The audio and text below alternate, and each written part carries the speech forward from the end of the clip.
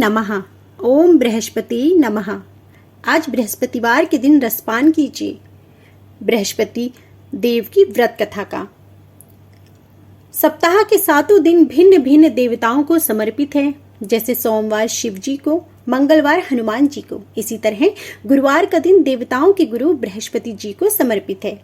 जैसा कि नाम से ही स्पष्ट होता है, गुरुवार को गुरु की संज्ञा दी गई है। वैसे भी देवताओं के गुरु बृहस्पति कहे गए हैं। गुरु को लगभग सभी धर्मों में सर्वोच्च मान्यता दी गई है, क्योंकि गुरु के बिना जीवन निरर्थक है।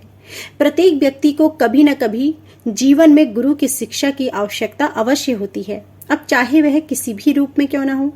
तो आइए आज की इस वीडियो में हम भगवान बृहस्पति की कथा का श्रवण करेंगे। कथा आरंभ करते हैं। बहुत समय पहले की बात है। किसी राज्य में एक राजा राज्य करता था। वह अत्यंत प्रतापी तो था ही, साथ ही दान पुण्य भी बहुत किया करता था। वह नित्य गरीबों तथा ब्राह्मणों को भोजन कराकर ही स्वयं भोजन करता था। किंतु राजा की पत्नी का स्वभाव इससे ठीक विपरीत था। वह ना ही गरीबों को दान देती और ना ही भगवान का पूजन करती थी। और तो और वह राजा को भी दान देने से मना किया करती थी। राजा इस बात से बहुत दुखी रहता था। एक दिन राजा शिकार खेलने के लिए वन को गए हुए थे, तो रानी महल में अकेली थी। उसी समय बृहस्पति देव जी साधु वेश में राजा के महल में भिक्षा के लिए गए तथा भिक्षा मांगी। रानी ने भिक्षा देने से इनकार किया और कहा, हे साधु महाराज, मैं तो दान पुण्य से तंग आ गई हूँ। मेरे पति दान के नाम पर सारा धन लुटाते रहते हैं।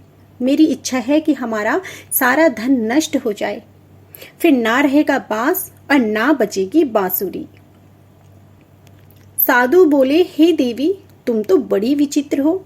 धन और संतान तो सभी चाहते हैं। यदि तुम्हारे पास अधिक धन है तो भूखों को भोजन कराओ, प्यासों के लिए प्याहू बनवाओ तथा अपना धन परोपकार में खर्च करो। जो निर्धन अपनी कुंवारी कन्याओं का विवाह नहीं कर सकते, उनका विवाह करा दो। ऐसा करने से तुम्हारा यश लोक और परलोक पे फैलेगा। परंतु रानी पर उपदेश का कोई प्रभाव न पड़ा। वह बोली, महाराज, कृपया आप मुझे कुछ ना समझाएं। मैं ऐसा धन नहीं चाहती जो हर जगह बांटती फिरूं। साधु ने उत्तर दिया, यदि तुम्हारी ऐसी इच्छा है तो तथास्तु। तुम ऐसा करना कि बृहस्पतिवार को घर लीपकर पीली मिट्टी से अपना सिर धोकर स्नान करना, धोबी के यहाँ कपड़े धोने को देना। ऐसा करने से तेरा सारा धन नष्ट हो जाएगा। इतना कहकर साधु महाराज वहां से चले गए। साधु के अनुसार कई बातों को पूरा करते हुए रानी को केवल 3 बृहस्पतिवार ही बीते थे कि उसकी समस्त धन संपत्ति नष्ट हो गई। भोजन के लिए राजा का परिवार तरसने लगा। तब एक दिन राजा ने रानी से बोला कि हे रानी, मैं कोई छोटा मोटा कार्य करने को दूसरे देश को जाता हूँ, क्योंकि यहाँ पर सभी लोग मुझे जानते हैं, इसलिए यहाँ रहकर नहीं कर सकता। ऐसा कहकर राजा परदेश चला गया। वहां एक जंगल से लकड़ी काट कर लाता और शहर में बेचता। इस तरह वह अपना जीवन व्यतीत करने लगा। इधर राजा के परदेश जाते ही रानी और दुखी रहने लगी। एक बार जब रानी और रानी की दासी को 7 दिन तक बिना भोजन के रहना पड़ा, तो रानी ने अपनी दासी से कहा, हे दासी, पासी के नगर में मेरी बहन रहती है। वह बड़ी धनवान है, तो उसके पास जा और कुछ ले आ, ताकि थोड़ी बहुत गुजर बसर हो जाए। दासी रानी की बहन के पास गई और उस दिन गुरुवार था और रानी की बहन उस समय बृहस्पतिवार व्रत की कथा सुन रही थी। दासी ने रानी की बहन को अपनी रानी का संदेश दिया, लेकिन उसने कोई उत्तर नहीं दिया। जब दासी को कोई उत्तर नहीं मिला तो वह बहुत दुखी हुई और उसने वापस आकर रानी को सारी बात बता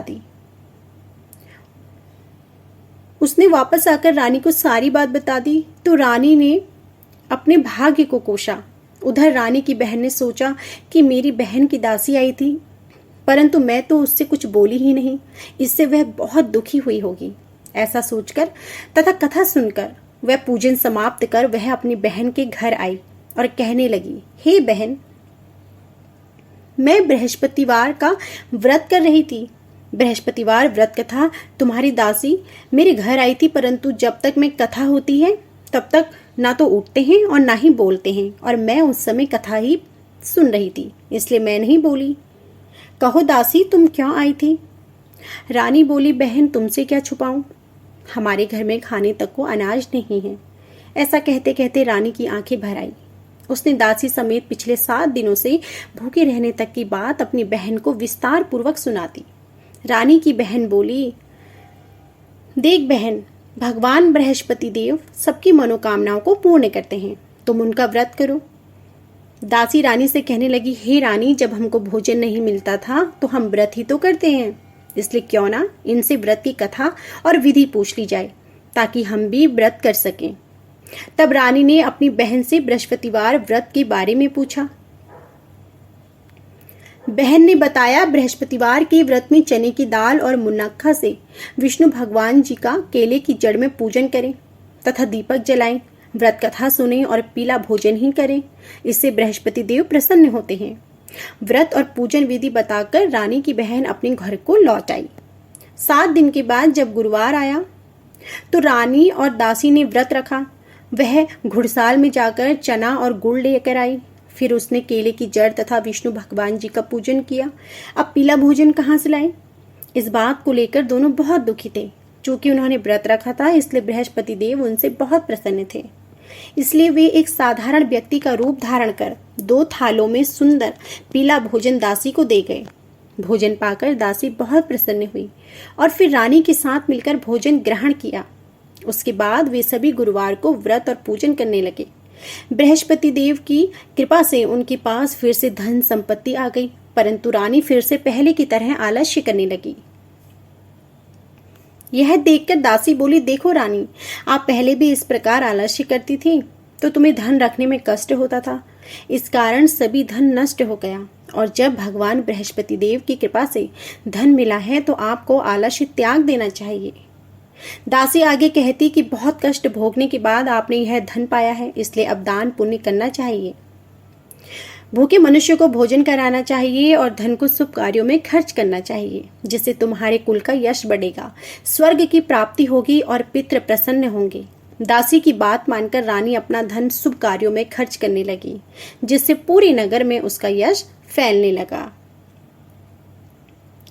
उधर प्रदेश में एक दिन राजा दुखी होकर जंगल में एक पेड़ के नीचे आसन जमाकर बैठ गया। वह अपनी दशा को याद करके व्याकुल होने लगा। बृहस्पतिवार का दिन था। एकाएक उसने देखा कि निर्जन वन में एक साधु प्रकट हुए। वह साधु वेश में स्वयं बृहस्पति देवता थे।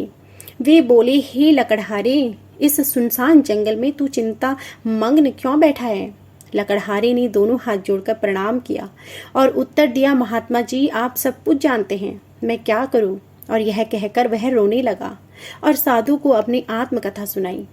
साधु बोले, तुम्हारी स्त्री ने बृहस्पति के दिन बृहस्पति भगवान का निरादर किया है, जिसके कारण रुष्ट होकर उन्होंने तुम्हारी यह दशा कर दी। अब तुम चिंता को दूर करके मेरे कहे अनुसार चलो तो तुम्हारे सब कष्ट दूर हो जाएंगे और भगवान पहले से भी अधिक संपत्ति देंगे। तुम बृहस्पति के दिन कथा किया करो। 2 पैसे के चने मुनक्खा लाकर उसका प्रसाद बनाओ और शुद्ध जल से लोटे में शक्कर मिलाकर अमृत तैयार करो। कथा के पश्चात अपने सारे परिवार को सुनने वाले प्रेमियों में अमृत व प्रसाद बांटकर खुद भी ग्रहण करो। ऐसा करने से भगवान तुम्हारी सभी मनोकामनाओं को पूर्ण करेंगे। साधु के ऐसे वचन सुनकर लकड़हारा बोला, हे प्रभु, मुझे लकड़ी बेचकर इतना पैसा नहीं मिलता जिससे भोजन के उपरांत कुछ बचा सकूं। मैंने रात्रि में अपनी स्त्री को व्याकुल देखा है। मेरे पास कुछ भी नहीं है जिससे मैं उसकी खबर मंगा सकूं। साधु ने कहा, तुम किसी बात की चिंता मत करो। बृहस्पति के दिन तुम रोजाना की तरह लकड़ियां लेकर शहर को जाओ। तुमको रोज से दुगुना धन प्राप्त होगा, जिससे तुम भली भांति भोजन कर लोगे तथा बृहस्पति देव की पूजा का सामान भी आ जाएगा। और इतना कहकर साधु वहां से अंतर्ध्यान हो गए।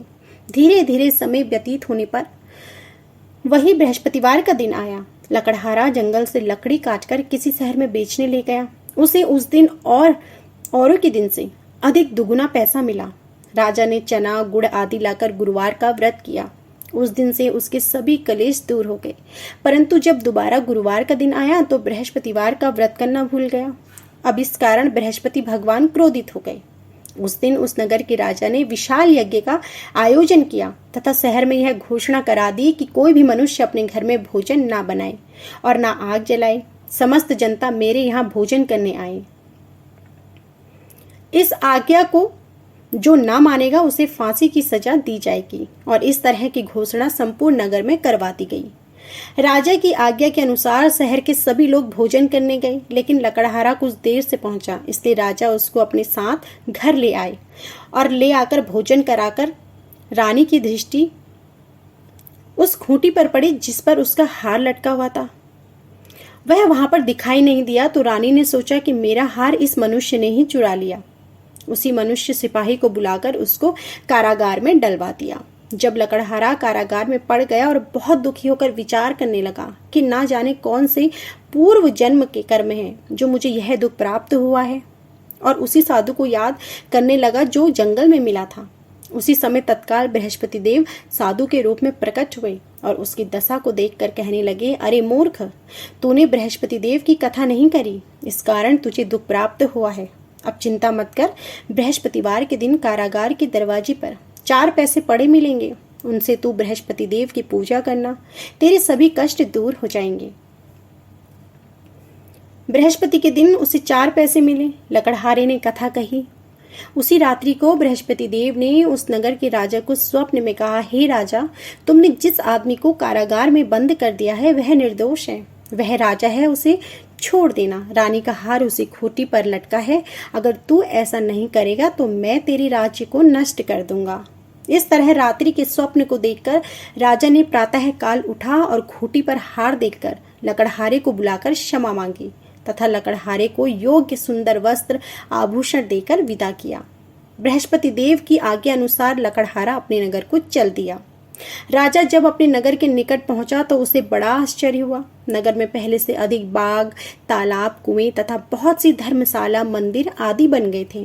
राजा ने पूछा, यह किसका बाग और धर्मशाला है? तो नगर के सब लोग कहने लगे, यह सब रानी के हैं। तो राजा को आश्चर्य हुआ।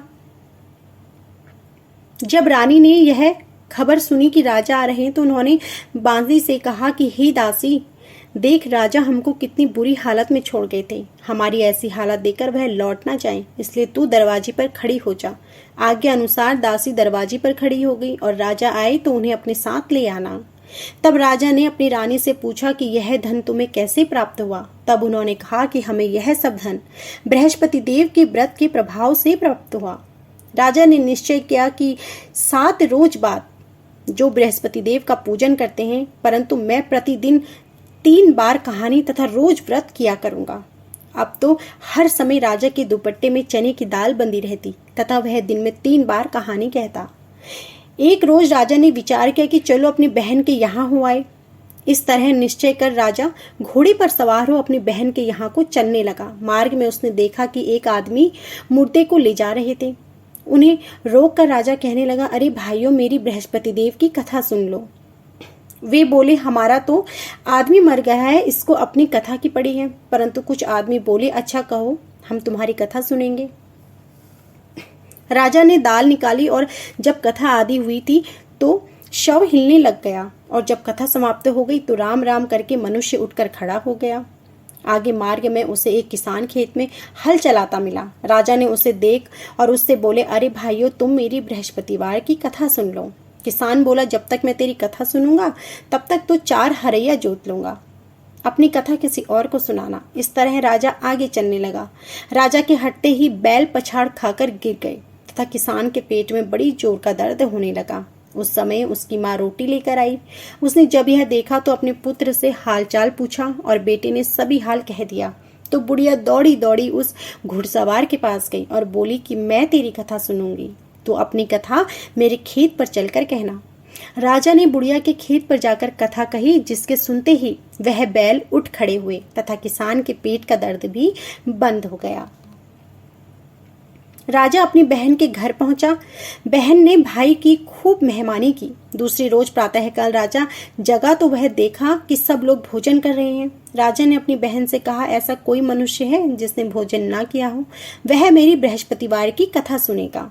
बहन बोली, भैया, यह देश ऐसा है कि पहले यहाँ लोग भोजन करते हैं, बाद में कोई अन्य काम करते हैं। अगर कोई पड़ोस में हो तो देख आऊं। वह ऐसा कहकर देखने लगी, परंतु ऐसा कोई भी व्यक्ति नहीं मिला जिसने भोजन ना किया हो। अतः वह एक कुम्हार के घर गई जिसका लड़का बीमार था। उसे मालूम हुआ कि यहाँ 3 रोज से किसी ने भोजन नहीं किया हो। रानी ने अपने भाई की कथा सुनने के लिए कुम्हार से कहा। वह तैयार हो गया। राजा ने जाकर बृहस्पतिवार की कथा कही, जिसको सुनकर उसका लड़का ठीक हो गया। अब तो राजा की प्रशंसा होने लगी। कुछ दिन बाद राजा ने अपनी बहन से कहा कि हे बहन, हम अपने घर को जाएंगे, तुम भी चलो। राजा की बहन ने अपनी सास से पूछा। सास ने कहा, हाँ चली जाओ, परंतु अपने लड़कों को मत ले जाना, क्योंकि तेरे भाई की कोई औलाद नहीं है। बहन ने अपने भाई से कहा, हे भैया, मैं तो चलूंगी, पर कोई बालक नहीं जाएगा। राजा बोला, कोई बालक नहीं चलेगा, बस तुम ही क्या करोगी। ऐसा कहकर बड़े दुखी मन से राजा अपने नगर को लौट आया और कुछ भोजन आदि भी नहीं किया। रानी के पूछने पर राजा ने सारी बात बता दी तो वह बोली, स्वामी, बृहस्पति देव ने हमें सब कुछ दिया है, वह हमें संतान भी अवश्य देंगे। बृहस्पति देव ने राजा से स्वप्न में कहा कि हे राजा, सभी सोच को त्याग दे, तेरी रानी गर्भ से है। राजा को यह बात सुनकर बड़ी खुशी हुई। 9वें महीने में उसके गर्भ से एक सुंदर पुत्र पैदा हुआ। जब राजा की बहन ने यह शुभ समाचार सुना तो वह बहुत खुश हुई तथा बधाई लेकर अपने भाई के यहाँ आई। इस प्रकार जो व्यक्ति शुद्ध हृदय से बृहस्पतिवार का व्रत करता है एवं कथा पढ़ता और सुनता है, वह दूसरों को सुनाता है, बृहस्पति देव उसकी सभी मनोकामनाओं को पूर्ण करते हैं। बोलो बृहस्पति देव की जय, भगवान विष्णु जी की जय। तो यह थी हमारी आज की संपूर्ण बृहस्पतिवार की व्रत कथा। उम्मीद है कि आपको हमारी यह वीडियो जरूर पसंद आई होगी। वीडियो पसंद आई हो तो प्लीज़ वीडियो को लाइक कीजिएगा। कमेंट बॉक्स में जय बृहस्पति देव जरूर लिखिएगा।